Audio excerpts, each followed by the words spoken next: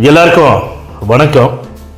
இந்த பதிவில் எதை பற்றி பார்க்க போகிறோம்னா, அதாவது தமிழக வெற்றி கழகத்தோட தலைவர் தலைவர் விஜய் அவர்கள் வேறு ஏதாவது கூட்டணியில் வேறு யாரோ ஒருத்தர் தலைமையில் கூட்டணியில் போய் இணைஞ்சிருவாரா, இல்லது விஜய் அவர்கள் தான் முதல்வர் வேட்பாளராக நிற்க போகிறாரா அப்படிங்கிறது ஏகப்பட்ட சந்தேகங்களும் ஏகப்பட்ட விமர்சனங்களும், அரசியல் விமர்சனங்கள் அவங்க ஒரு சைடு விமர்சனம் பண்ணுறதா இருக்கட்டும், பிற கட்சிகள் அவங்களுடைய தலைவர்கள் எங்களுக்கு நாங்கள் மிக ஸ்ட்ராங்கான கூட்டணி வைக்க போகிறோன்னு சொல்லிட்டு மறைமுகமாக பேசிட்டு இருந்தது எதுவாக கூட இருக்கட்டும், இதுகளுக்கு எல்லாமே முற்றுப்புள்ளி வைக்கிற மாதிரி நேற்று பனையூரில் தமிழக வெற்றி கழகத்தோட மாவட்ட செயலாளர்கள் கூட்டத்தில் தீர்மானத்தை நிறைவேற்றுறாங்க.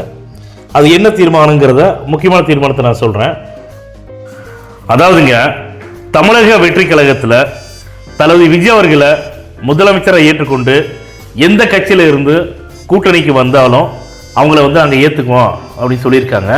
ஆனால் கூட்டணி வர்றதுக்கு முன்னாடி யார் கூட்டணி வரா, அவங்க எந்த கட்சியில் இருந்தாங்க, அந்தந்த ஏரியாவில் இருக்கக்கூடிய அந்த கூட்டணியிலிருந்து வரக்கூடியவங்களுக்கு என்ன சப்போர்ட் அதிகமாக இருக்குது, மக்களுடைய பேராதரவு யாருக்கு இருக்குது, அவங்க நல்லது பண்ணியிருக்காங்களா மக்களுக்கு, அதாவது திமுகவில் இருக்கிறவங்களும் சரி அதிமுகவில் இருக்கிறவங்களும் சரி எல்லாத்தையும் கெட்டவங்கன்னு யாருமே சொல்லலை.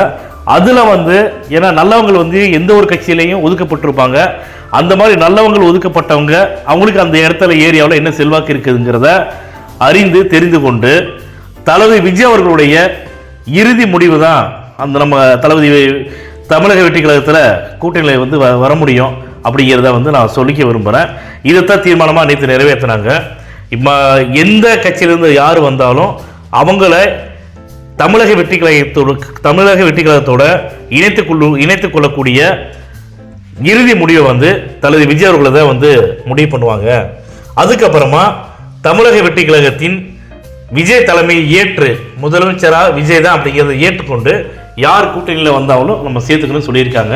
இதைத்தான் நான் ஏற்கனவே முன்னாடியே சொல்லியிருந்தேன் நான்.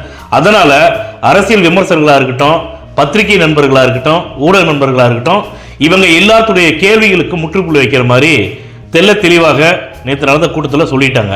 அதனால் இனிமேல் எந்த ஒரு மீடியா சேனலாக இருக்கட்டும், நியூஸ் சேனலாக இருக்கட்டும், தலைவர் விஜய் அவர்கள் வேற கூட்டணியில் வேற யாரோ ஒருத்தர் ஒரு தலைமையில் போய் கூட்டணிக்கு போயிடுவார் அப்படிங்கிற மாதிரி எந்த ஒரு விமர்சனம் பண்ண வேணாம் அப்படிங்கிறத நான் இந்த நேரத்தில் தெரிவிச்சுக்கிறேன்.